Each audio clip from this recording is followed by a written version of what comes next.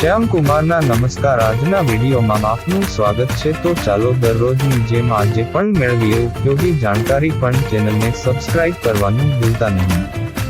લોકોને શરદી કે ઉધરસ ન હોય ત્યારે પણ છીંક આવવાની તકલીફ રહે છે. વારંવાર છીંક આવવી એ એલર્જીનું સામાન્ય લક્ષણ છે. આ સમસ્યા મોટાભાગના લોકોમાં જોવા મળે છે.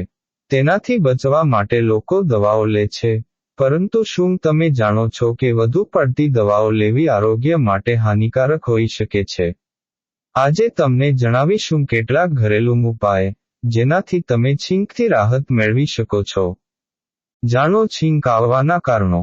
છીંક આવવી એ એક સામાન્ય સમસ્યા છે, પરંતુ સતત છીંક આવવી એ એલર્જીની નિશાની છે.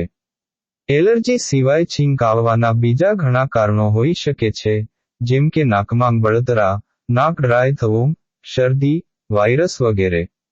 વારંવાર છીંક આવવી પણ હોઈ શકે છે હેલ્થ માટે ખતરનાક. ફટાફટ કરો આ કામ, હમ દેખેંગે ન્યૂઝ. એલર્જીના લક્ષણો. એલર્જીના ઘણા લક્ષણો છે, જેમ કે સતત વહેતું નાક, આંખોમાં ખંજવાળ, ગળામાં દુખાવો, લાલાશ, આંખો લાલ થઈ જવી, ચામડી પર ચકામા, સોજો, નાક બંધ રહેવું વગેરે. જો તમને આવા લક્ષણો દેખાય તો ચોક્કસપણે ડોક્ટરની સલાહ લો. જાણો ઉપાય. સૌથી અગત્યની બાબત એ છે કે તમારા ઘરને સ્વચ્છ રાખો.